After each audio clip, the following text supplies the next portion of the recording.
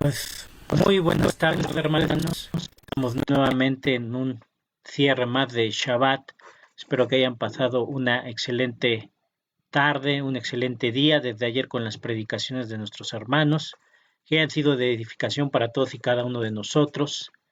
Y pues antes que nada quiero hacer una pequeña oración para poner esta enseñanza en manos de nuestro Padre Celestial, de su Ruach, de su Espíritu, que sea el que nos infunda de su conocimiento, de su, de su poder, pero sobre todo de su palabra para hablar la misma y que no sean palabras nuestras, que no sea nuestro conocimiento, sino que sea el conocimiento del Eterno, de nuestro Padre Celestial, de Yeshua, de Jesús, de Elohim, del Dios Todopoderoso, de la imagen visible de ese Dios invisible, que envía su Espíritu a su Consolador, que Él es el que nos permitiría hablar con de nuevo su palabra y nos recordaría las cosas que tenemos que hablar, así está escrito en su palabra, y pido sabiduría de lo alto para que esta enseñanza sea de edificación para todos y cada uno de nosotros, hermanos. Y bueno, una vez que hemos puesto esto en manos del Dios Todopoderoso, de nuestro Padre Celestial, de nuestro Elohim, de nuestro Shaddai, de nuestro Dios Todopoderoso, pues como les había comentado en la sesión pasada, el día de hoy vamos a tocar el tema de la cruz, un tema en el cual pues les voy a pedir que tratemos de viajar a ese primer siglo cuando se dan estos hechos, no obstante de que les voy a pasar material, bibliografía que va a ser muy ilustrativa para conocer el contexto en el que se está viviendo esta efervescencia por el Mesías.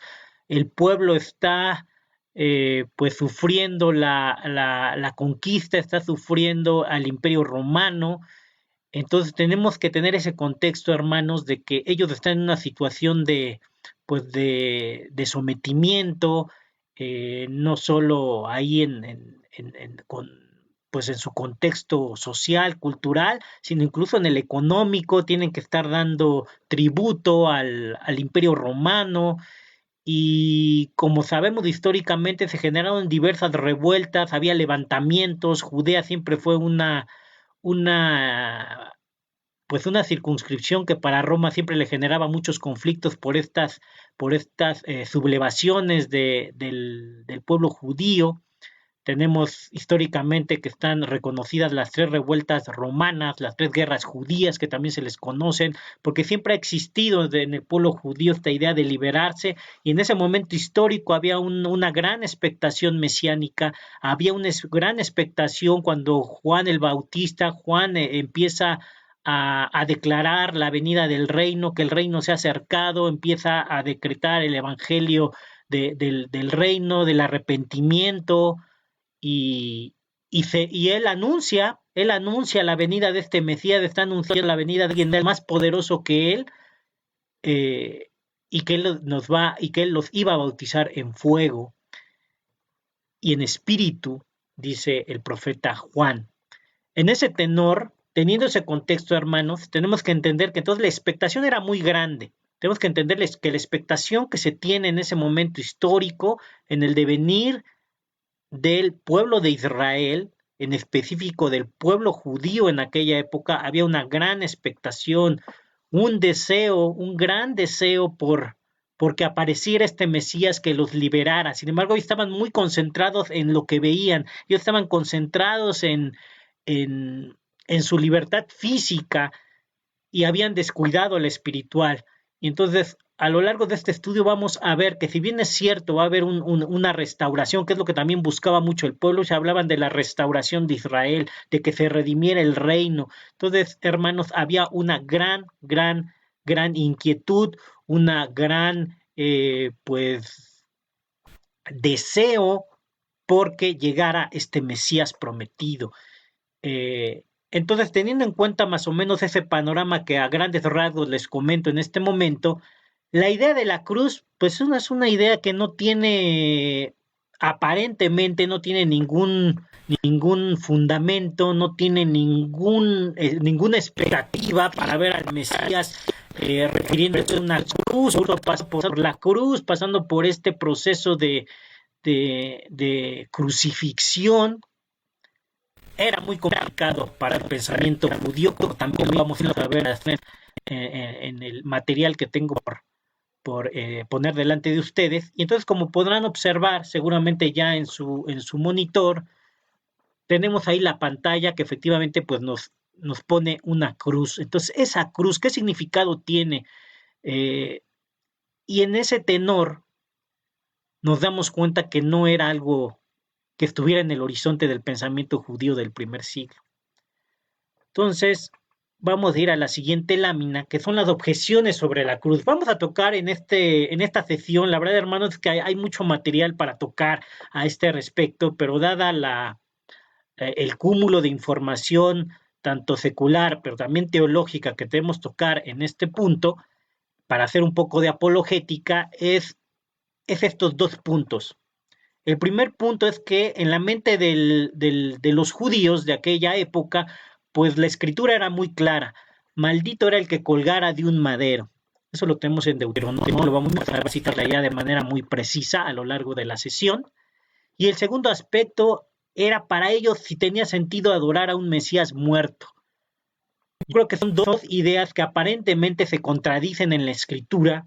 Ellos saben que va a venir un Mesías, saben que va a venir un Salvador, saben que va a venir una figura muy específica por la que están anhelando su presencia para que sean liberados de este imperio, para que sean liberados del oprobio, para que sean liberados de este imperio que los está incluso afectando no solo en su vida social, cultural, sino incluso en su vida económica, con los impuestos y con los tributos que tenían que rendir.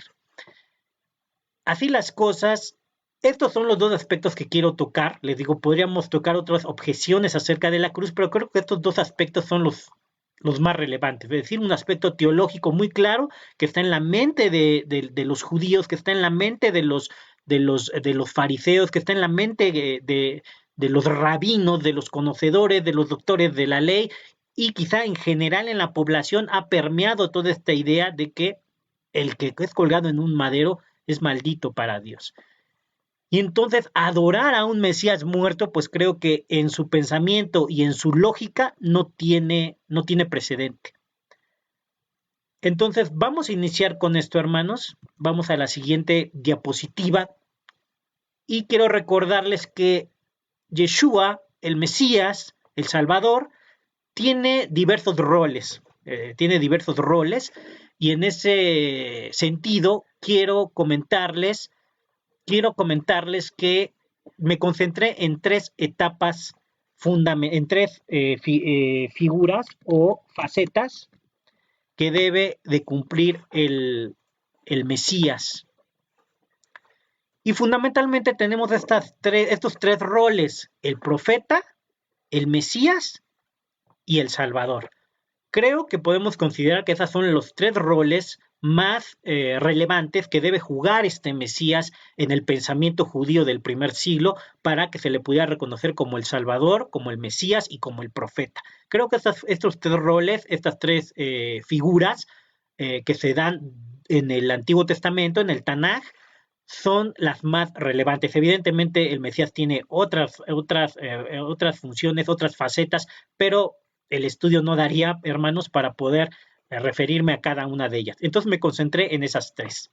Y como les comento, pues la primera es el profeta. Entonces, desde Génesis, tenemos ahí en Génesis 20, si me acompañan en la lectura y en su lámina o en su escritura, si quieren consultar su Biblia, tenemos Génesis 20 del 7 al 8, y ahí le doy lectura al texto que dice: ahora pues devuelve la mujer a su marido, porque es profeta, y orará por ti y vivirás, y si no la devolvieres, sabe que de cierto morirás tú y todos los tuyos. Entonces Abimelech se levantó de mañana y llamó a todos sus siervos y dijo todas estas palabras en los oídos de ellos, y temieron los hombres en gran manera.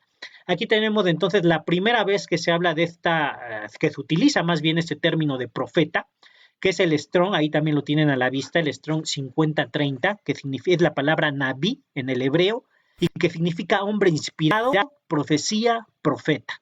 Evidentemente, ya en el contexto teológico, sabemos que este hombre inspirado, este profeta, pues es una persona, que declara la verdad de Dios, que va a declarar las verdades del Eterno, que va a declarar lo que es cierto, que va a declarar la verdad en todo momento. Esa es la figura del profeta. Es un hombre inspirado, evidentemente es inspirado por Dios y por lo tanto todo lo que este profeta declara pues tiene una implicación en la vida de los oyentes y sobre todo en este caso del pueblo de Israel y muy particularmente en el primer siglo del pueblo judío. Entonces aquí es donde aparece por primera vez esta palabra de profeta, ese va a ser su significado general en, a lo largo de la escritura, como lo establece la regla de la hermenéutica. Vamos a pasar a la siguiente lámina, hermanos, donde también tenemos en Éxodo 7.1, tenemos también esta figura del profeta, que en este caso recae en el hermano de Moisés, en Aarón. Los invito a que demos lectura al texto que dice, Jehová dijo a Moisés, mira, yo te he constituido Dios para Faraón y tu hermano Aarón será tu profeta. Tú dirás todas las cosas que yo te mande y Aarón tu hermano hablará a Faraón para que deje ir de su tierra a los hijos de Israel. Entonces nuevamente aquí tenemos de manera muy clara y evidente, hermanos, al profeta, la figura del profeta, que es a través de Aarón. Evidentemente es primero Dios quien se va a dirigir a Moisés y Moisés se va a dirigir a Aarón y Aarón es el que va a declarar las verdades, es el que va a declarar las cosas que se han de hacer en el momento en que se presenten ante Faraón. Entonces, muy claro, tenemos ahí la figura del profeta en el hermano de Aarón también. Y enseguida ustedes ven ahí el texto de Deuteronomio 18:18, que creo es el versículo que más énfasis le da la cultura y la tradición israelita, la tradición judía, la tradición hebrea de este profeta que va a venir. Tenemos ya aquí en Deuteronomio, Moisés está por concluir pues su vida en esta tierra, entrega los mandamientos, entrega todo la Torá, prepara al pueblo, les comenta, al final el de Deuteronomio les da todo un discurso de lo que va a suceder una vez que ellos crucen el Jordán para tomar la tierra prometida, pero en Deuteronomio 18:18 les hace esta aseveración que dice, profeta le levantaré de en medio de sus hermanos como tú, y pondré mis palabras en su boca, y él les hablará todo lo que yo le mandare. Entonces, aquí tenemos ya una figura muy específica del profeta que ellos deben esperar con ese rol, como el que lo tuvo Moisés. Es un símil, aquí tenemos la figura de un símil. Moisés es un símil de ese profeta, pero va a venir un profeta mayor. Por eso que el escritor, como bien sabemos, Moisés, está haciendo énfasis en este profeta que va a ser levantado en el pueblo de Israel, en medio de sus hermanos. Muy claro, va a ser levantado en medio de sus hermanos, tendrá las palabras del Eterno y él hablará todo lo que el Eterno le mandare. Entonces aquí tenemos de manera muy clara este rol del profeta ya anunciado de manera muy específica por Moisés, qué es lo que tendría que hacer, cuál sería su función y evidentemente es al que tendrían que escuchar los israelitas. Vamos a ir a la siguiente lámina donde también tenemos otro rol de profeta, que en este caso es de Samuel. Tenemos ahí el versículo, 1 de Samuel 3:20, que a la letra dice, y todo Israel, desde Dan hasta Berseba, conoció que Samuel era fiel profeta de Jehová. Aquí tenemos Samuel, conocemos la vida de Samuel. Samuel era una persona, aquí tenemos una característica muy clara del profeta de Dios. Samuel era una persona muy íntimamente ligada al Eterno, que conocía las verdades del Eterno, conocía sus mandamientos y él declaraba siempre a los reyes, como lo vemos a lo largo de la historia del pueblo de Israel, fundamentalmente en el caso de Saúl, en el caso de David, pero fundamentalmente Saúl, como Samuel siempre se presentaba ante el rey, ante sus allegados, siempre a declararle las verdades del Eterno, lo que tenía que hacer, lo que no debía hacer. Entonces era la función del profeta fundamentalmente en aquel tiempo. Y Samuel se considera que fue el primer profeta en ese sentido. Sin embargo, vemos que desde Abraham, él fue decretado un profeta por el Altísimo. Tenemos también ahí el versículo de Hechos 3:22, el cual también les pido de favor que me acompañen a leerlo, que dice, porque Moisés dijo a los padres, el Señor vuestro Dios os levantará profeta de entre vuestros hermanos, como a mí. A él oiréis en todas las cosas que os hable, y toda alma que no oiga a aquel profeta será desarraigada del pueblo.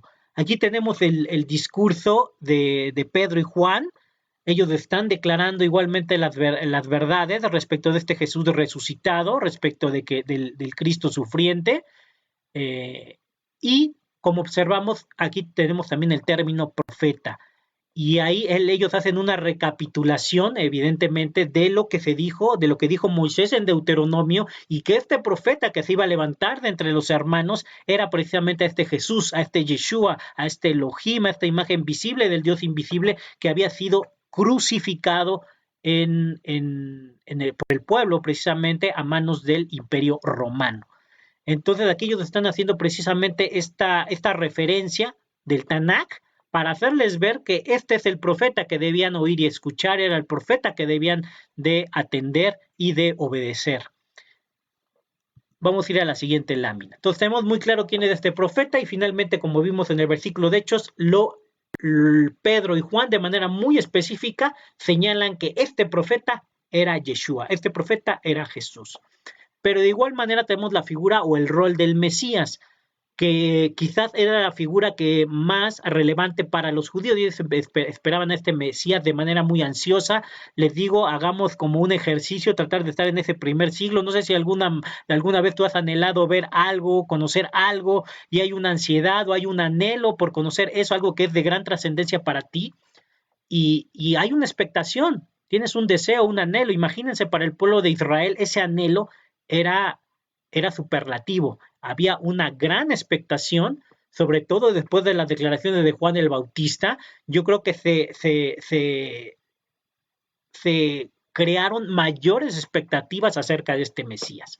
Y entonces tenemos que la primera vez que se utiliza ese término de Mesías lo observamos en Daniel 9:25, el cual seguramente ya tienen ahí a la vista, hermanos, que a la letra señala: sabe pues y entiende que desde la salida de la orden para restaurar y edificar a Jerusalén hasta el Mesías príncipe habrán 7 semanas y 72 semanas. Se volverá a edificar la plaza y el muro en tiempos angustiosos. Ahí tenemos la primera vez que se utiliza el término hebreo de Mesías, que es el Strong 4899, Meshiach, que su significado es usualmente ungido, persona consagrada, como un rey, sacerdote o santo, específicamente el Mesías, es decir, si bien hay personas que fueron ungidos, como es la palabra Mesías, personas consagradas como reyes o sacerdotes, específicamente la figura del Mesías que referían las escrituras es alguien que de una manera muy particular va a dar cumplimiento a este rol del Mesías. Tenemos ahí también la siguiente lámina, ya en el Nuevo Testamento, en el Brit Hadashah, en el Nuevo Pacto. Tenemos a Juan 4:25, donde de manera también muy clara señala: le dijo la mujer, tenemos ahí a la mujer samaritana, recordemos el pasaje, y sé que ha de venir el Mesías, llamado el Cristo, cuando él venga nos declarará todas las cosas.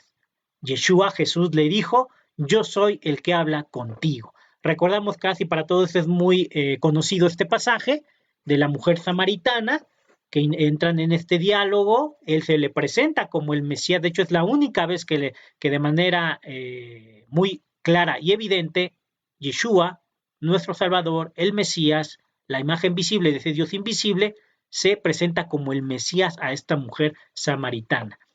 Ahí el término Mesías aparece resaltado en rojo, como ustedes pueden observar, pues es el Strong en griego, es el 3323, que es la palabra Mesías, que hace una relación inmediata con el Strong hebreo 4899, Mesías, que como ya lo habíamos observado, es usualmente ungido, persona consagrada como rey, sacerdote o santo, y específicamente la figura de este Mesías prometido. Entonces, ahí tenemos muy clara también este rol de Mesías. Ya tenemos al profeta que hay que oír, que escuchar, que va a declarar las verdades del Eterno, y tenemos este Mesías que están esperando, que les va a declarar todas las cosas, este Mesías que va a, en su pensamiento, a devolverles, a redimirlos, a restaurar a Israel. Y yo creo que finalmente de estos roles, finalmente el que estamos tocando en esta sesión, pues va a ser el rol del Salvador, que creo que también es uno con los que incluso nosotros como creyentes estamos más familiarizados con el término del Salvador. Y la primera vez que vemos que aparece el término de Salvador es en el Salmo 28:8, de manera muy específica, y que les pido que me acompañen en la lectura, que dice: Jehová es la fortaleza de su pueblo y el refugio salvador de su ungido. Ahí de manera muy clara hay un refugio salvador y lo conecta con el ungido. Y aquí, para comprender debidamente a qué se está refiriendo el escritor de los Salmos, tenemos el Strong en hebreo 3444, que es específicamente Yeshua. Él salvará, que deriva de la raíz primitiva del Strong H3467, que es la palabra Yasha, que por implicación es de estar seguro, causativamente causa y origen, liberar, socorrer, libertador, liberar, rescatar, salvación, salvador, salvar. Entonces ahí tenemos el concepto de manera muy general, pero que de manera muy precisa se va a concentrar en una persona, en un individuo que va a tener esa función de salvar, de rescatar, de liberar. Y la palabra ungido, ahí es el Strong también, el 4899, de manera específica, es ungido, es el Mesías, el ungido, la persona consagrada, rey o sacerdote, y específicamente el Mesías. Entonces tenemos aquí este rol ya del Salvador, y este es un rol con el que la mayor parte, incluso el mundo secular, se encuentra más familiarizado, con la obra salvadora de este Mesías, de este profeta que venimos comentando. Ya en el Nuevo Testamento les comparto la cita de Lucas 1:69, donde también de manera muy clara el escritor Lucas precisamente nos dice en su texto, dice: y nos levantó un poderoso Salvador en la casa de David su siervo. Ahí el Strong en griego es la palabra sotería, el 4991, que significa salvación, salvador, salvar, liberación, y está muy relacionado con la raíz griega soter, que es el 4990, que es libertador, es decir, Dios o Cristo Salvador. Aquí de manera muy particular, el Strong nos establece que se trata de Dios, de Cristo, del Salvador. Entonces, para el pensamiento griego era muy claro que este soter, que este Salvador, es el Cristo, es el que va a realizar esta función para el pueblo de Israel. Entonces, ya tenemos, creo, hermanos, de manera muy, pues muy sintética, estas tres figuras o estos tres roles que debía de cumplir esta persona en el pueblo de Israel, y por el cual había mucha expectación y mucho anhelo porque apareciera en la historia de dicho pueblo. Sin embargo, como les repito, en el pensamiento judío estaba muy arraigado este versículo de Deuteronomio 21, 22, 23, que tienen también ustedes ahí a la vista, que también les pido que vayamos a su lectura, y que dice: si alguno hubiere cometido algún crimen digno de muerte y lo hicieres morir y lo colgares en un madero, no dejaréis que su cuerpo pase la noche sobre el madero, sin falta lo enterrarás el mismo día, porque maldito por Dios es el colgado, y no contaminarás tu tierra que Jehová tu Dios te da por heredad. Entonces este es un versículo clave en el pensamiento del primer siglo, en el contexto en que se da la situación cuando se presenta Yeshua ya de manera específica, se presenta, empieza su ministerio. Pero este versículo es uno de los que precisamente va a generar muchas dudas, va a generar conflicto en el pensamiento hebreo de el por qué habrían de creer en un Mesías colgado, en un Mesías crucificado. Era conflictivo. Quizás nosotros no lo vemos de la misma manera, pero en el pensamiento hebreo esto era muy claro.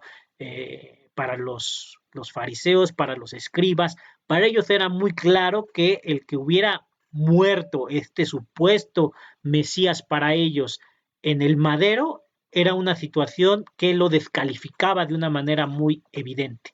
Sin embargo, vamos a ver que esto no es así del todo. Pero quiero que recuerden muy bien este pasaje de Deuteronomio 21, 22 al 23. Vamos a continuar. Y entonces veamos este contexto, hermanos. Le digo, tratemos de trasladarnos a ese tiempo, tratemos de entender, de comprender esta ansiedad, este anhelo, esta búsqueda porque llegara a este Mesías prometido, porque llegara este Salvador, porque llegara este profeta que se tenía que levantar de entre los hermanos de Israel. Pero la cruz, la sola cruz, hermanos, para ellos significa un fracaso y quizá un sinsentido. Para ellos es pues yo creo incluso un dolor no solo espiritual, también en lo carnal hay un dolor. Recordemos las escenas del martirio de Jesús, las escenas que nos relatan los evangelios, todos huyen, la mayoría se esconde, salvo algunos. Juan fundamentalmente nos establecen los relatos del Nuevo Testamento, del Nuevo Pacto. Son pocos los que continúan siguiendo a Jesús, porque la crucifixión a manos del Imperio Romano era un castigo para el peor de los crímenes, para el peor de los delincuentes. Por eso era un castigo que se consideraba y se considera el día de hoy un suplicio, dadas las características bajo las cuales se sometía al reo para ser crucificado. Entonces, la escena de la crucifixión para el pensamiento judío en ese momento, en el primer siglo, cuando todas sus esperanzas están depositadas en Yeshua, están depositadas en él, y que de repente, de un día para otro, les es quitado de la tierra, les es quitado como su maestro, como su amigo, y como les repito, como su Mesías, como su profeta, incluso el aspecto psicológico que algunos también manifiestan, que de hecho es una de las razones por las cuales los apologistas rechazan de una manera muy clara que los discípulos hubieran intentado siquiera llevarse el cuerpo del Mesías, como una de las razones por las cuales la tumba estaba vacía. Muchos reconocen que desde el punto de vista psicológico fue un golpe muy, muy fuerte para sus seguidores. Fue un golpe determinante en su ánimo, en su psique y evidentemente en su sentir. Para ellos fue una situación muy, muy fuerte haber visto esta situación de cómo su profeta, de cómo su Mesías, de cómo su Salvador, su Redentor, el que creía en el Redentor y el que iba a restaurar Israel de una noche a otra, pues ya no existe, ya no está con ellos. Ha sido crucificado, ha sido declarado culpable, pero más que eso ha pasado por el suplicio más vergonzoso al que se podía someter a cualquier persona. Y eso lo vamos a verificar con unas citas bibliográficas de estudiosos que analizaron este contexto histórico de la crucifixión y muerte de Jesús. Tenemos primero a Jared Rose, que afirma, si gustan ahí acompañarme con la lectura, hermanos, dice: la muerte por crucifixión tenía carácter público y dimensión social. El condenado tenía que llevar él mismo el palo transversal por las calles de la ciudad, desde el tribunal hasta el lugar del suplicio, fuera de la ciudad, y esto bajo el escarnio y desprecio de la gente. Entre paréntesis, mejor no demostrar solidaridad con el condenado. Cierra paréntesis. La crucifixión tenía lugar en las calles o en alguna colina, siempre a la vista de todos. Una muerte así no solamente implicaba torturas atroces, vergüenza y fracaso personal, sino también exclusión de la sociedad, con todas las consecuencias psicológicas que esta excomunión suponía para el ajusticiado. Y se preguntan, ¿podría Jesús crucificado ser considerado maldición de Dios por parte de la opinión pública? Se pregunta este autor. Se pregunta de nueva cuenta, ¿era normal en el judaísmo de la época aplicar el texto de Deuteronomio 21-23 a quien era condenado en nombre de la ley, en nombre de la Torah? Tenemos ahí la referencia bibliográfica para que quiera consultar la obra, hermanos. Es Maldito el que cuelga de un madero. El título, hermanos, del puro título también nos hace ver que esto era como se veía la crucifixión de Jesús, el escándalo de la cruz en Pablo y Marcos. El autor, como ya les comenté, Gerard Ross, 2017, de Editorial Ciudad Nueva. Entonces ahí él hace un análisis de todo este contexto, de toda esta implicación que tenía y cómo se daba todo este suplicio, y que eso fue un escándalo, era un escándalo, una vergüenza. Imagínense para los discípulos, después de tener tantas expectativas en este profeta, en este Mesías, en este Salvador, para ellos fue un golpe devastador. Tenemos que tratar de comprender cómo ellos estaban viviendo esta situación, hermanos. Era una situación grave, una situación sin precedentes para ellos. Tenemos también una segunda fuente, que es de Hans Kessler, que dice que él escribe, y cito, incluso quien considera que hacia el año 30 no se puede presuponer que amplios estratos del judaísmo pudieran compartir esta concepción de la muerte en cruz, a la luz evidentemente de Deuteronomio 21-23, ha de reconocer que para la opinión pública de la época, uno que ha sido crucificado por iniciativa de las autoridades judías no podía ser el Mesías.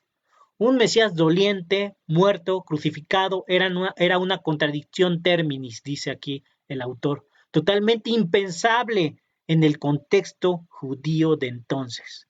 La obra ahí tienen la cita, hermanos, para que quiera consultar la obra completa. Es un estudio bíblico, teológico, sistemático respecto de toda esta situación de la crucifixión y de cómo el pensamiento judío no podía aceptar esta situación a la luz de las escrituras y fundamentalmente de Deuteronomio 21.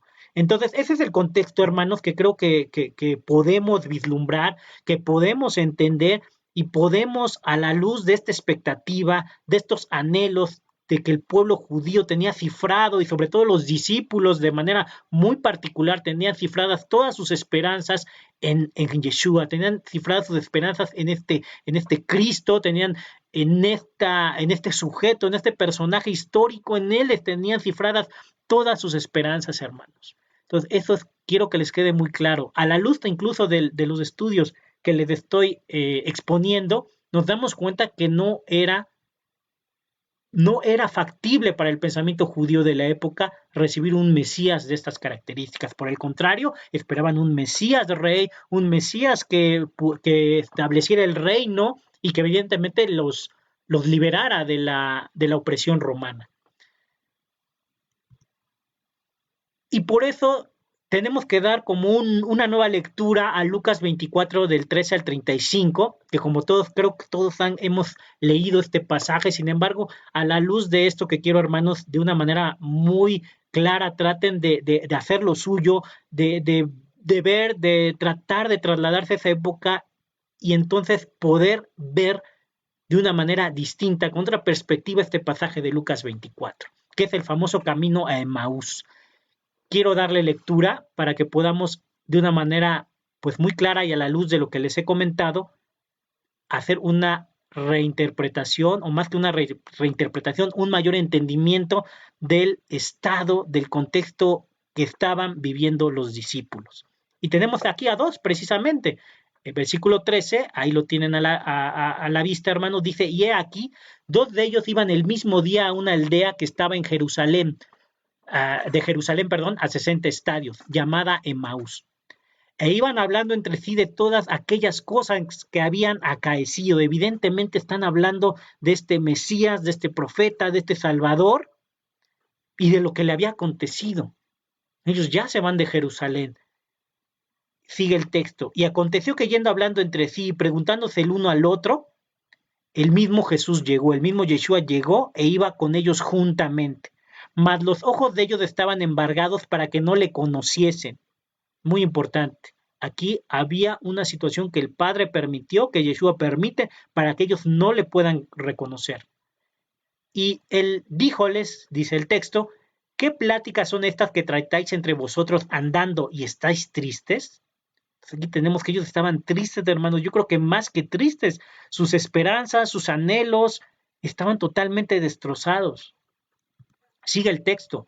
Y respondiendo el uno, que se llamaba Cleofás, le dijo, ¿tú solo peregrino eres en Jerusalén y no has sabido las cosas que en ella han acontecido estos días?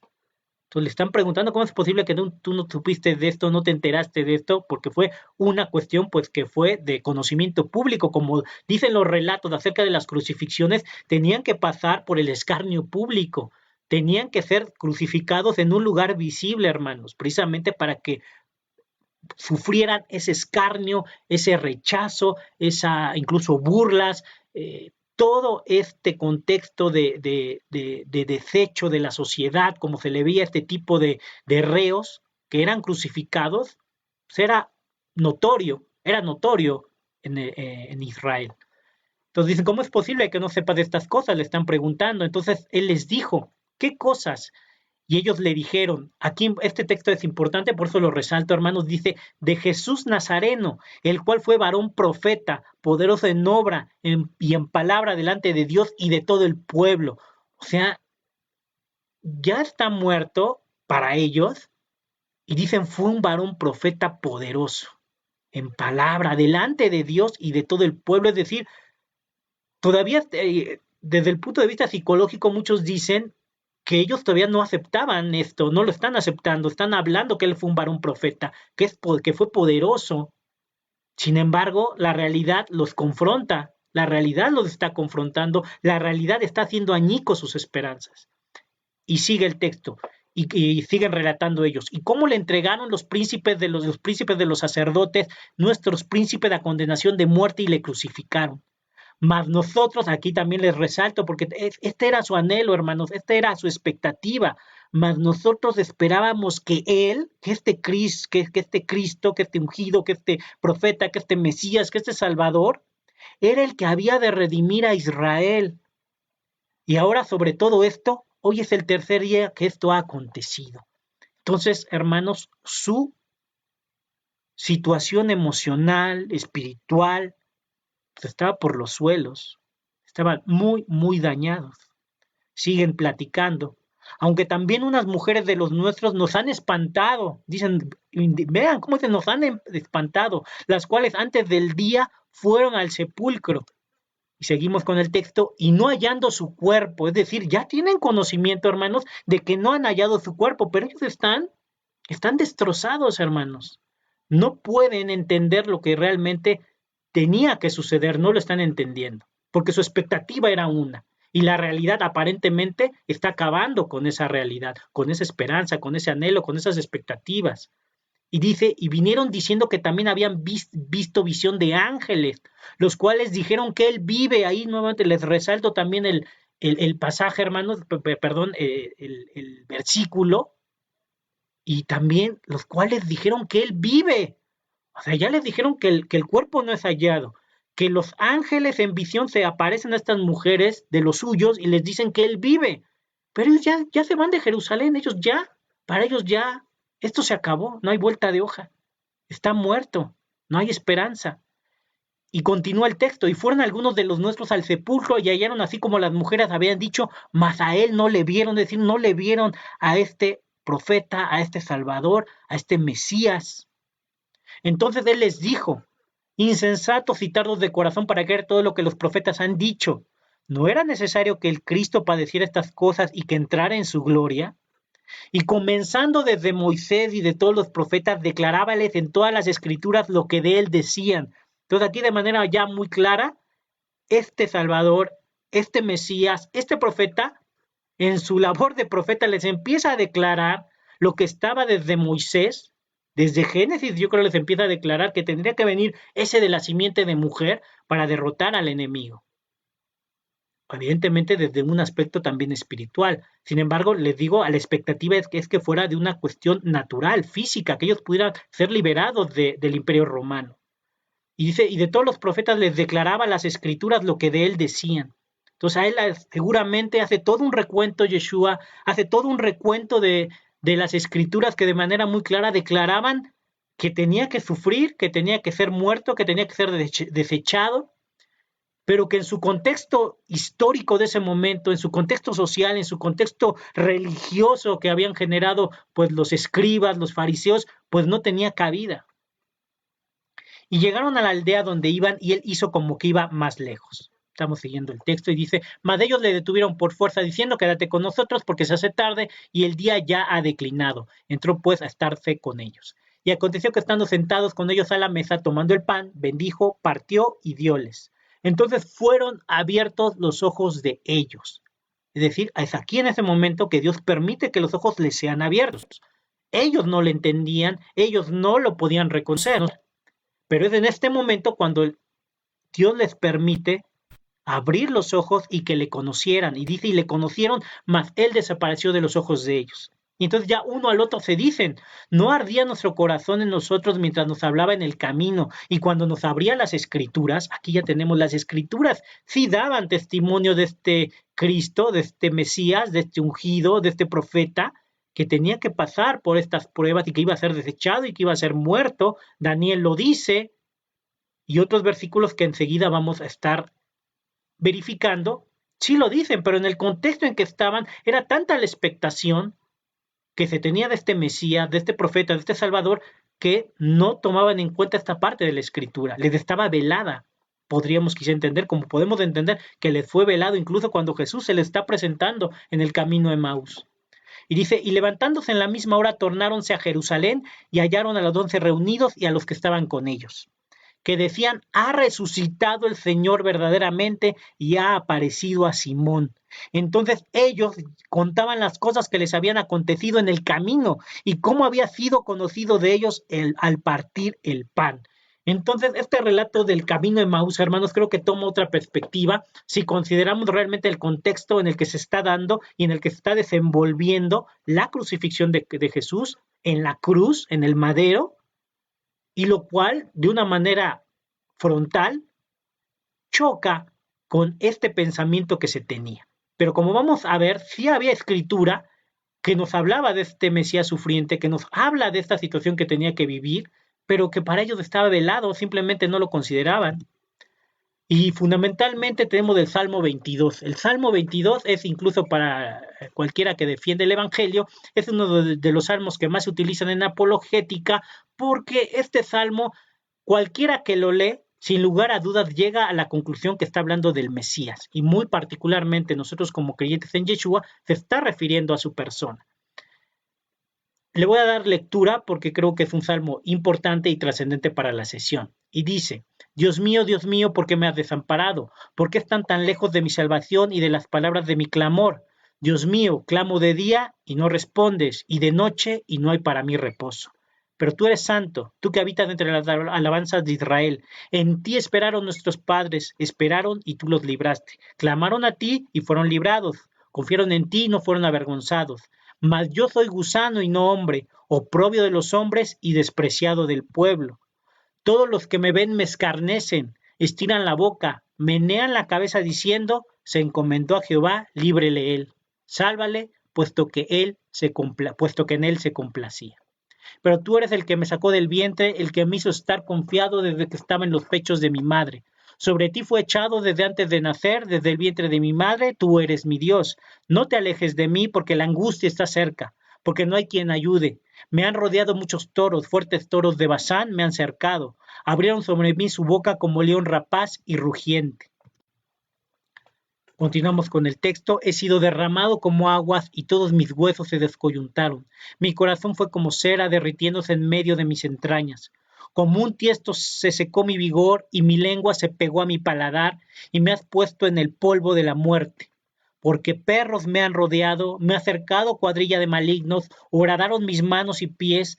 Aquí en este versículo les resalté la palabra perros porque recordemos que en la cultura hebrea, cualquiera que no era parte de Israel, que no era parte en específico de los judíos, pues eran considerados gentiles, pero más que eso fuera de pacto, pero además en el lenguaje cotidiano se les decía perros, cerdos, era una manera de referirse a estos gentiles. Entonces cuando aquí quiero hacer énfasis que dice perros, porque se está refiriendo precisamente a estos gentiles, a estos romanos, a esta cuadrilla de malignos, que son los que lo están rodeando, que son los que están horadando, dice el texto, mis manos y mis pies. Contar puedo todos mis huesos, entre tanto ellos me miran y me observan. Repartieron entre sí mis vestidos y sobre mí echaron suertes. Mas Jehová, no te alejes, fortaleza mía, apresúrate a socorrerme. Aquí les pido que nos vayamos al versículo 23 para abreviar un poco la lectura, hermanos, pero ahí también resalto que ellos esperaban, conforme al Salmo, esta descendencia de Jacob, están esperando que se le alabe, pero están esperando también por la descendencia de todo Israel. Es decir, siempre existe esta idea de que la descendencia de Israel va a ser al final de cuentos la que sea librada, la que sea restaurada por este Mesías, por este profeta, por este Salvador. Y dice, porque no menospreció ni abominó la aflicción del afligido, ni de él escondió su rostro, sino que cuando clamó a él, le oyó. De ti será mi alabanza en la congregación, mis votos pagaré delante de los que le temen. Comerán los humildes y serán saciados, alabarán a Jehová los que le buscan, vivirá vuestro corazón para siempre. Entonces aquí tenemos este pasaje del Salmo 22 que los estudiosos de una manera muy consensada casi reconocen unánimemente que se está refiriendo a Yeshua. Sin embargo, en el pensamiento hebreo no era así. Ellos no podían ver estos textos, no podían encontrar comprensión de lo que le había sucedido a este profeta, a este Mesías, a este Salvador. Y tenemos Isaías 53. Isaías 53 también es una escritura que muchos apologetas, que muchos creyentes, pues hacen valer para identificar a Jesús, a Yeshua, como este Mesías sufriente. Tenemos ahí el texto, y fundamentalmente a partir del versículo 3 podemos observar las características de cómo iba a ser ese suplicio, de cómo iba a ser el sufrimiento de este Mesías, y dice: despreciado y desechado entre los hombres, varón de dolores, experimentado en quebranto, y como que escondimos de él el rostro, y fue menospreciado y no lo estimamos. Ciertamente llevó él nuestras enfermedades, sufrió nuestros dolores, nosotros le tuvimos por azotado, por herido de Dios y abatido, mas él herido fue por nuestras rebeliones, molido por nuestros pecados, el castigo de nuestra paz fue sobre él, y por su llaga nosotros fuimos curados. Todos nosotros nos descarriamos como ovejas, cada cual se apartó de su camino, mas Jehová cargó en él el pecado de todos nosotros. Angustiado él y afligido, no abrió su boca. Como cordero fue llevado al matadero, y como oveja delante de sus trasquiladores enmudeció y no abrió su boca. Por cárcel y por juicio fue quitado, y su generación, ¿quién la contará? Porque fue cortado de la tierra de los vivientes, y por la rebelión de mi pueblo fue herido. Entonces, hermanos, aquí tenemos el texto, creo que es muy relevante, es un texto importante, pero que no se veía, que no era entendible, que no era comprensible el Mesías sufriente, este Mesías que tenía que ser desechado, que tenía que sufrir este juicio, que tenía que estar pues por todo este suplicio, no cabía en el pensamiento del primer siglo, y eso fue lo que condicionó mucho que el pueblo de Israel, que el pueblo judío en específico, no le reconociera como el Mesías prometido. Y tenemos aquí, también les quiero mostrar estas dos referencias bibliográficas acerca de quién es este Mesías, y estoy tomando dos referencias judías de eruditos que han hecho un estudio profundo respecto de la situación relativa a la figura del Mesías. La primera que les estoy refiriendo ahí es el judío talmúdico mesiánico Rachmiel Friedland. Señala que las primeras interpretaciones escritas o targumi, que son las antiguas paráfrasis de textos bíblicos, consideran este pasaje se refiere a un servidor individual, el Mesías, quien habría de sufrir. Esto se encuentra ahí la referencia bibliográfica, hermanos, para que quiera consultar la obra de Friedland Rachmiel, Cuestiones, una perspectiva judía mesiánica, volumen 5, página 2, ahí es donde se toma esta referencia, para que entiendan que en el pensamiento judío actual ya están entendiendo la figura del Mesías de manera muy particular en la figura de Yeshua. La otra fuente que les estoy citando es del erudito judío Claude Montefiore, que explicó: debido a la interpretación cristológica dada al capítulo por los proféticos cristianos, es omitido de la serie de lecciones para los días de reposo de Deuteronomio. La omisión es deliberada. Ahí tenemos la referencia bibliográfica también, hermanos, pero aquí de manera muy clara reconocen que debido a la interpretación cristológica que hace, en este caso, fundamentalmente la cristiandad, hacen la omisión de la lectura de Isaías 53, del siervo sufriente, del Mesías sufriente, de una manera deliberada, es decir, no es una cuestión que ellos la hicieran sin conocimiento, sino por el contrario, al decir que la omisión es deliberada, están reconociendo que hay una intención clara de quitar ese texto, de no referirse a ese texto, porque podría hacerles ver quién es este Mesías y quién es este siervo sufriente. Entonces, este erudito judío pues explica cómo es la situación que se da en el pensamiento judío actual, bueno, de hace algunos años, porque esta obra es del 74, entonces él ya comprende cuál es la situación de cómo se quiere el judío, de cómo el pueblo quiere omitir estas verdades, estas partes de la escritura, y que no son leídas en los días de reposo, es decir, cuando leen estas situaciones, pues prefieren omitirlas. Entonces, ese es un detalle histórico bibliográfico, como aquí lo podemos observar, de cómo el pueblo judío ha rechazado a este Mesías sufriente, a este siervo sufriente, rechaza a esa figura. Ellos esperan, incluso al día de hoy, que vengan con grandeza, es decir, siempre que esperan esa figura que no es factible con el Cristo crucificado.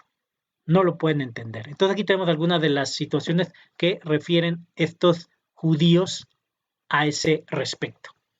Pero tenemos un salmo que me gusta mucho, hermanos, y es un salmo que también hace referencia a toda esta situación de restauración, de salvación, y fundamentalmente les quiero leer del versículo, aquí tenemos del versículo 1, si gustan acompañarme, dice: fuiste propicio a tu tierra, oh Jehová, volviste la cautividad de Jacob, perdonaste la iniquidad de tu pueblo, todos los pecados de ellos cubriste, reprimiste todo tu enojo, te apartaste del ardor de tu ira, restáuranos. Aquí viene nuevamente este concepto de restauración. Restáuranos, oh Dios, de nuestra salvación, y haz cesar tu ira sobre nosotros. ¿Estarás enojado con nosotros para siempre? ¿Extenderás tu ira de generación en generación? ¿No volverás a darnos vida para que tu pueblo se regocije en ti? Y continúa el texto. Muéstranos, oh Jehová, tu misericordia y danos tu salvación. Escucharé lo que hablará Jehová Dios, porque hablará paz a su pueblo y a sus santos, para que no se vuelvan a locura. Ciertamente cercana está su salvación a los que le temen, para que habite la gloria en nuestra tierra. Y este versículo, hermanos, creo que es muy relevante. Dice: la misericordia y la verdad se encontraron, la justicia y la paz se besaron.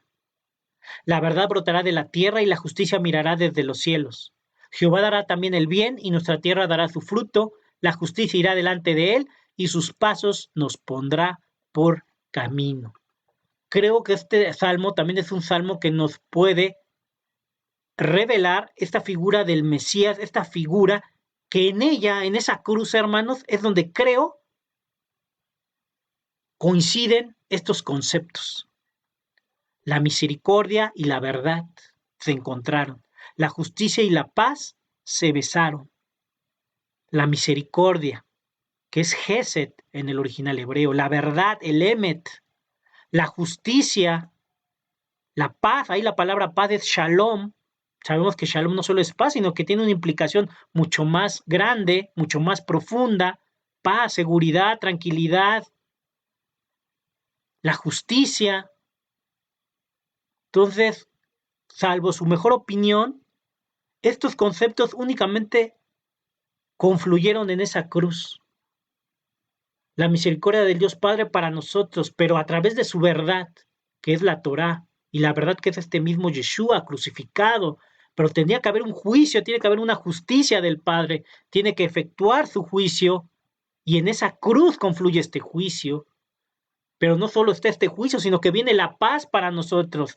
Esa misericordia, ese amor de Dios viene para nosotros, para tener paz, para poder nosotros tener lo que ahora tenemos, hermanos.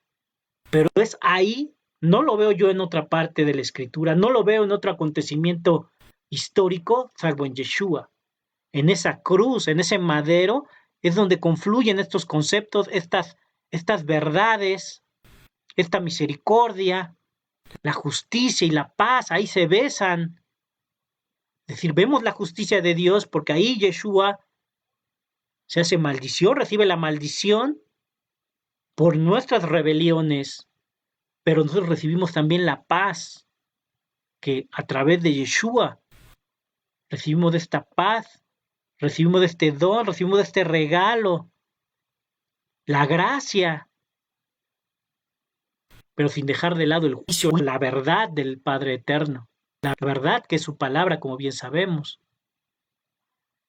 Entonces, es ahí donde tenemos que entonces virar la perspectiva que en el primer siglo no lo entendieron. Tenemos que virar a la luz de Salmo 22, de este Salmo 85, recordando Isaías 53, Salmo 22, es decir, hay escritura de la cual pudieron haberse hecho mano, pero como sabemos, Dios permite esto para la restauración de todo Israel, porque al final de cuentas también la expectativa fundamental era que se restaurara todo Israel. Ahí solo estaban los judíos, algunos de la tribu de Benjamín, levitas que permanecieron hasta después de que se fracturó el reino. Había judíos fundamentalmente de la tribu de Judá, de la tribu de Benjamín. Pablo lo dice, él se dice que es de la tribu de Benjamín. Él no era judío, él era de la tribu de Benjamín. Entonces hay una expectación que este profeta, que este Mesías, que este Salvador va a restaurar el reino. Va a restaurar el reino a Israel. Pero solo en ese madero, hermanos, creo que solo en ese madero se actualiza este pasaje, se actualiza este salmo. Cuando la misericordia y la verdad se encuentran, es en ese madero. La justicia y la verdad, en esa crucifixión, es ahí donde los encontramos. Y eso es trascendente. Y por eso tenemos Hechos 1, del 6 al 7, que también lo tienen ahí en la diapositiva, hermanos, que dice, ya Jesús resucitó, se les presenta a ellos. Eso es lo que los cambia, hermanos, y les hace de entender que caigan los velos y que puedan reconocer las verdades del Evangelio y de lo que desde el Tanakh, desde el Antiguo Testamento, desde la escritura hebrea, sí constaban estos detalles, estas escrituras que se referían al Mesías sufriente, al siervo sufriente. Pero ellos tienen todavía esa expectativa, ese anhelo de que se restaure el reino. Y aquí es muy claro. Antes de que Jesús ascienda, de que Yeshua ascienda, dice, entonces los que se habían reunido le preguntaron diciendo, Señor, ¿restaurarás el reino a Israel en este tiempo? Entonces, ¿qué es lo que esperaban? La restauración del reino de Israel. Claro, ellos esperaban el reino de una manera física, de una manera visible. Dios viene a enseñarnos que su reino es otro reino, le dice a Pilato incluso, su reino no es de esta tierra. Si bien hay un impacto y las verdades espirituales tienen un impacto en la tierra, su reino es de otra característica, es un reino también espiritual, no solo terrenal. Pero ellos, en su perspectiva, en su pensamiento, querían que Jesús les restaurara el reino. Y a continuación Él les dice, no os toca a vosotros saber los tiempos o las sazones que el Padre puso en su sola potestad. Entonces, hermanos, aquí de una manera muy precisa, tenemos que esta restauración que pudimos tocar de manera muy superficial en algunos de los pasajes que estuvimos leyendo el día de hoy, nos podemos dar cuenta que esta expectativa de restauración era no solo la restauración del pueblo judío, era la restauración de todo Israel. Por eso Jesús dijo, yo vine a las ovejas perdidas de la casa de Israel. Quiere restaurar a Israel, pero también quiere restaurar a Judá. Son las dos casas que son referidas en Ezequiel, en Jeremías y en diversos escritos de los profetas. Cuando se divide el reino, la casa de Israel es esparcida, la casa de Israel es divorciada. Y los cercanos, la casa de Judá, son los que permanecen y gracias a ellos es que tenemos las escrituras. Pero en ese momento, en esa época, no cabía en ellos, en el contexto judío, no era factible esta figura del Mesías sufriente y sobre todo que terminara a manos de los gentiles, crucificado. Como pudimos ver en las referencias bibliográficas, el contexto de este siervo sufriente no podía tener cabida para los judíos, en particular para los discípulos, como leímos en el camino de Maús. Yo nunca lo había leído ya con esta perspectiva, cuando entiendes que ellos incluso ya les decían que no estaba el cuerpo, ya les decían que habían visiones de ángeles, que habían ido otros discípulos que no habían efectivamente encontrado el cuerpo y aún así ellos ya se iban, ellos ya estaban derrotados, ellos ya estaban desesperanzados porque no podían concebir la cruz, no podían concebirla. Y como podremos darnos cuenta, es Pablo el que realmente entiende que este Mesías, que este siervo sufriente, si bien muere colgado, pero no muere él colgado por sus rebeliones o por sus pecados, por el contrario, muere en esa cruz por nuestros pecados, muere en esa cruz por nuestras rebeliones. Él se hace maldición, pero por nosotros, no porque él lo sea. Pablo es el que ya hace esta argumentación teológica, pero en ese momento los discípulos no pueden entender esta comprensión acerca de este Mesías. Es por eso que antes de que se vaya Yeshua, le preguntan que cuándo va a restaurar el reino, porque esa era la función primordial, e incluso es una de las objeciones que hacen los judíos al día de hoy, que Jesús no puede cumplir el papel de Mesías porque no restauró el reino. Entonces, esa es una de las objeciones. Entonces, como pudimos ver, esta objeción era muy difícil de entender. También no podemos decir cómo es posible que no entendieron, cómo es posible que no vieron. Bueno, pues así como incluso los discípulos lo tuvieron ahí de frente y no le conocieron. Entonces, como dice también el Padre, Él va a tener misericordia de quien tenga misericordia y Él develará a quien le develará su verdad. Pero la gran bendición que tenemos nosotros como injertados en la casa de Israel, como dice Pablo, estamos en la plenitud, y cuando se cumple esa plenitud de los gentiles, esto es lo que nos va a permitir en un futuro que entonces sí venga este Mesías a restaurarnos el reino completo, el reino de Israel. Pero eso va a ser en un tiempo futuro. En este momento los discípulos tenían aún la esperanza, la expectativa de que el Señor les restaurara en ese tiempo el reino, porque esa era su expectativa. Pero posteriormente van a ir entendiendo esto y van a comprender la importancia de la cruz. Pero para ellos, como también decía Pablo, para muchos la cruz la cruz es locura. Es locura porque no pueden entenderlo.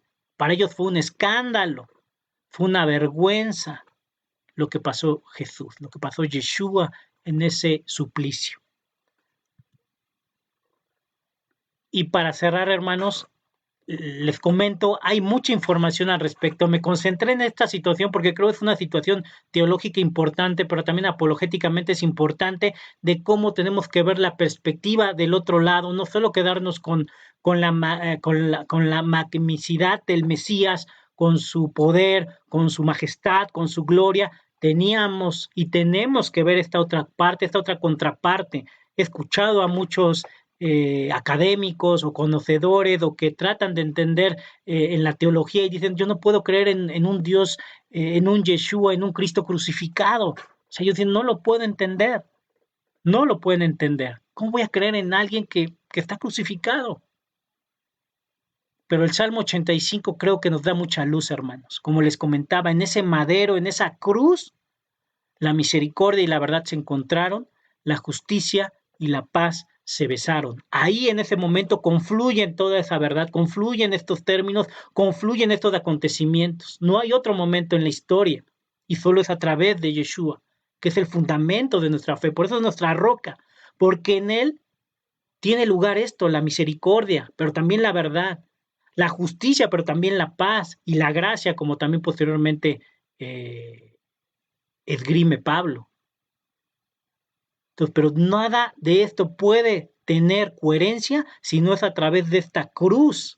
No puede tener coherencia si no es a través de esta cruz. No hay otro momento, por lo menos en la Escritura, que nos pueda revelar dónde se unen estas verdades, dónde se une esta misericordia, dónde se une esta justicia, dónde se une esta paz, dónde se encuentran, dónde se besan. Solo en la cruz del Mesías. Solo es ahí donde lo podemos encontrar. Y podemos entender entonces la otra faceta de este Mesías, la otra faceta de este Salvador, la otra faceta de este profeta, de este hijo de hombre. Y en la siguiente sesión, hermanos, es donde vamos a adentrarnos ahora quizá un poco más, todavía en esta cruz, porque es muy vasto, implica muchas cuestiones de entender esta cruz. Por lo pronto entendemos que había dos facetas, que sí había escrituralmente tanto la faceta de este Mesías Salvador, de este Mesías todopoderoso, pero también tenemos de este Mesías y siervo sufriente, que tiene que cumplir con los dos roles para que la misericordia y la verdad se encuentren y la justicia y la paz se besen. No hay otra manera, tiene que haber una justicia, porque tenemos un Dios justo. Pero a través de Yeshua encontramos perdón a todos nuestros pecados, pero a la vez encontramos la paz, la gracia, ese regalo inmerecido para tener una vida nueva, buscando este Mesías que prometió su segunda venida, ahora sí, restaurar todas las cosas. Entonces hay una nueva esperanza, hermanos, y nosotros tenemos esa nueva expectativa de ese Mesías que va a regresar, y es entonces cuando se cumplirá de manera completa esta restauración de la casa de Israel, esta restauración de todas las cosas.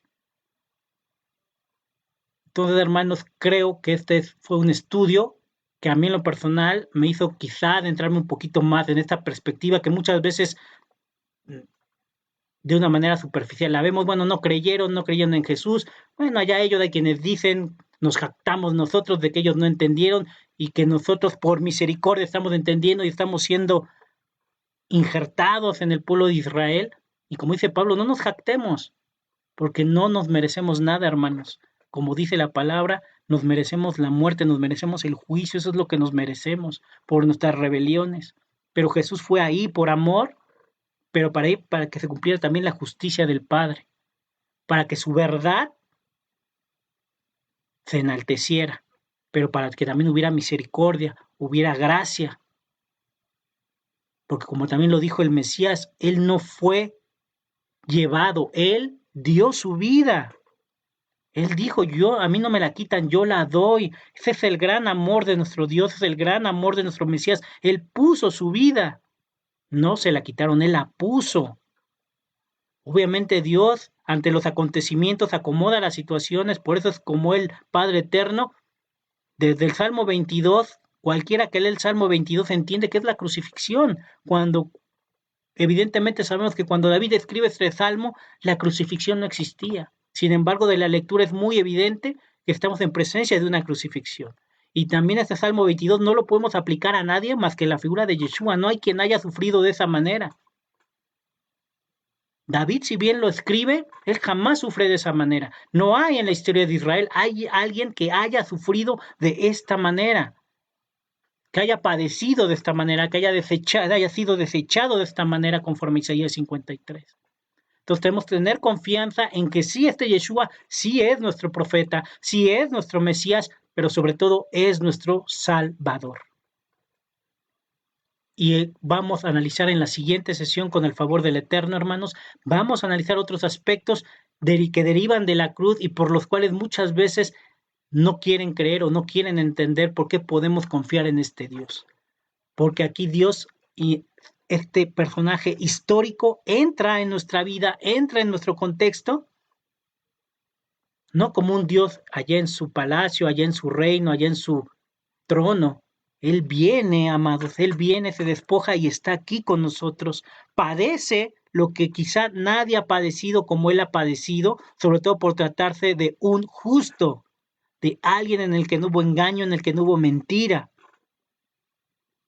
Y Él entra en esta historia, padece con nosotros, sabe lo que es sufrir, sabe lo que es llorar, sabe lo que que se le vaya a algún ser querido. Se duele por la muerte de Juan el Bautista, se duele por la muerte de Lázaro, llora, dice la Escritura. Entonces tenemos aquí un Dios, por eso tenemos que es un Dios personal, un Dios que es cercano, no es un Dios lejano, es un Dios abierto a nosotros que extiende precisamente en esa cruz sus brazos para darnos misericordia, darnos paz y darnos la gracia, el perdón de pecados y el que tengamos esta nueva esperanza renovada, sobre todo en su resurrección, que seguramente es el tema que vamos a ver en la siguiente sesión de la cruz, para entender ahora, si bien tenemos esta parte que podría no ser entendida por algunos, tenemos la resurrección, que es el hecho definitivo y contundente de que tenemos a un Mesías que sí va a regresar porque Él ha resucitado. Y muchas veces la resurrección también es un aspecto que no contamos mucho, que no escribimos mucho en nuestras pláticas cuando tratamos de defender nuestra creencia, y la resurrección la vamos a retomar precisamente como les decía, este aspecto psicológico que les comenté. Son algunos de los aspectos que en la resurrección se toman diversos apologetas para fundamentar que la única explicación de todos los acontecimientos que se dan a partir de la crucifixión de Jesús hasta su ascensión y posterior predicación del Evangelio no son entendibles y no son lógico coherentes, sino es a partir de la cruz y sobre todo de la resurrección. Entonces vamos a tocar la resurrección muchos aspectos que quizá a veces pasan de largo, pero que con la ayuda del Eterno vamos a esgrimir en la siguiente sesión, esperando que esto haya sido de bendición y de edificación para todos ustedes, hermanos. Espero que así sea. Agradezco su atención y primeramente el Eterno. Nos vemos en la próxima enseñanza. Les agradezco que tengan un excelente cierre de Shabbat y que podamos meditar en estas cosas y en todas las enseñanzas que nos han dado nuestros hermanos en el Señor, que podamos meditar en todas ellas para poder crecer en el Evangelio. Pues finalmente les doy las gracias y que tengan una excelente tarde.